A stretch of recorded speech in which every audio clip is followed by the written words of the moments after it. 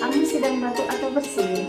Tahukah kamu saat kamu batuk ataupun bersin terjadi pelepasan virus dan bakteri yang berasal dari pernapasan, baik melalui udara maupun dari dalam tubuh kamu yang dapat menular pada orang lain.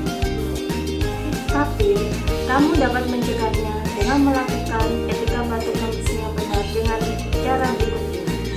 Saat kamu batuk ataupun bersin, jangan lupa menggunakan tisu ataupun sapu tangan untuk menutup hidung dan mulut kamu seperti ini. Selanjutnya, buanglah tisu yang sudah digunakan dalam tempat sampah. Jika tidak ada tisu ataupun sapu tangan, kamu bisa memakai lengan bagian dalam seperti ini.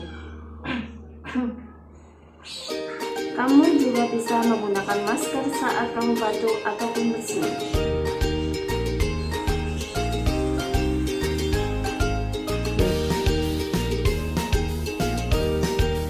Segeralah cuci tangan kamu dari air yang mengalir menggunakan sabun ataupun juga bisa menggunakan cairan antiseptik berbasis alkohol. Jangan membuang ludah ataupun dahak di sembarang tempat.